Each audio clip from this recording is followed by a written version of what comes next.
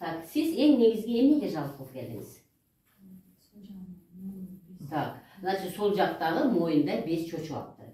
Эми мен эмнени айтайын деп атам да, бизде медицина экиге бөлүнүп калган деп дайыма айтып атам. Ким мен окуп жүргөн болсо муну туура түшүнөт, билет дегеним да.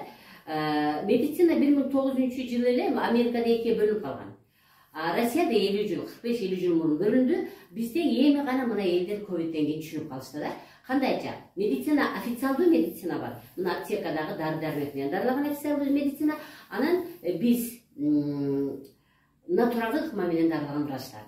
Официалдуу медицина ошол 1990-жылдары америкалык 2 миллиардер Рокфеллер деген врач чакырат дагы, айтышат, бизде акча бар, мына ошо акчаны дагы кантип көбөйтсөк болот, сен ойлоштур дегенде, Рокфеллер ошо дары-дармек ойлоп табат дагы. Ошондон кийин ошол аптека менен, башкача айтканда, дары менен дарылай турган ыкма киргизилип баштаган да. Эми албетте дарынын бардыгын биз жок кыла албайбыз. Мисалы, острый период деп коет. Мисалы, бирөө авария болуп калды, буту кесилип калды, бирөө башына жарылып калды, бирөөнүн аппендикси жарылып кетти жүрө берип, же бир дагы бир пандемияда да бир кайсы бир оору, ошо микробтор көбүнчө вирустарга пандемия, вирусная пандемияда эч кандай эчнеси жардам бербейт, муну ковидтен билдик. Эми микробтор, например, холера, чума мезгилинде албетте ошого өзүнүн дарылары менен ошо пандемияны токтотуп калышкан.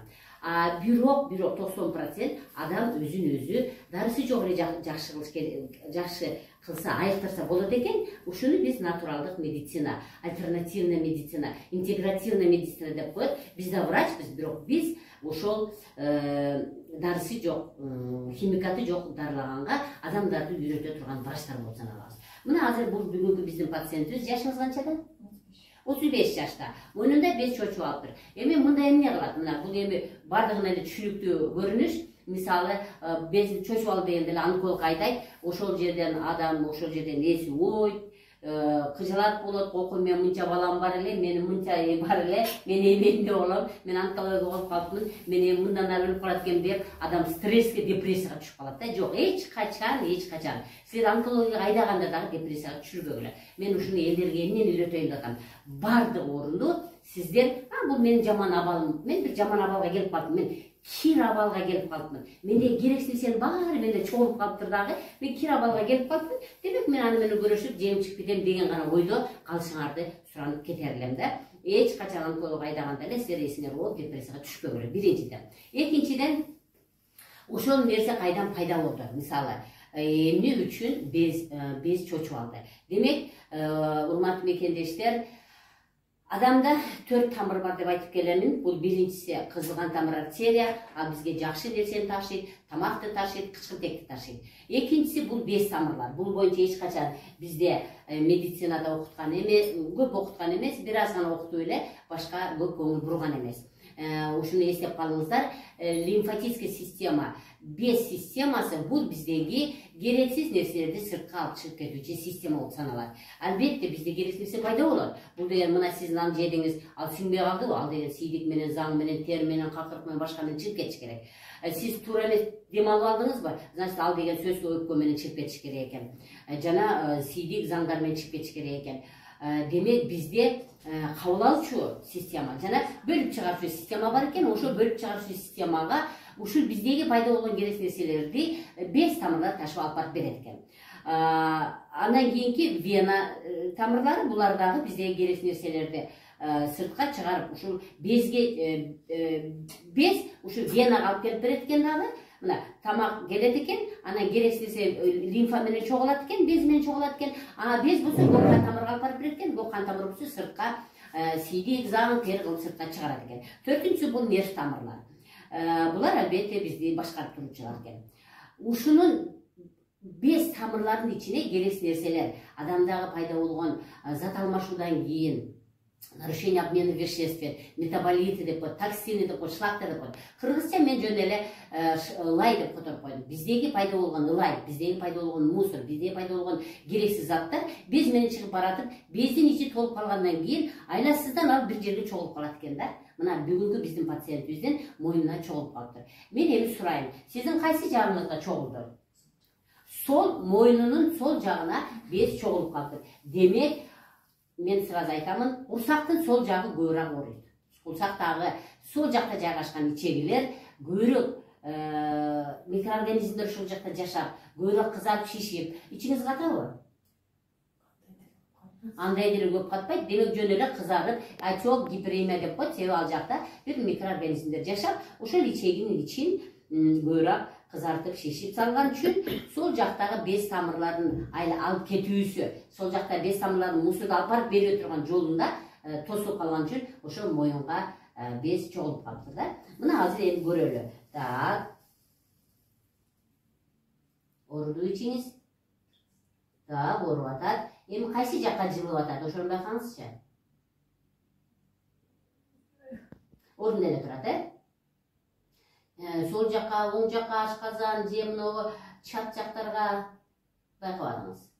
Так, просто ооруп атат, Ооругандан мынтип умерцет атат. Так, бул эми уйку без. Бул эмне болуп атат? Бул деле ордунда болушу мүмкүн. Ооруп атабы? Мына. Мен мисалы көп деле баскан жокмун, көрдүңүзбү?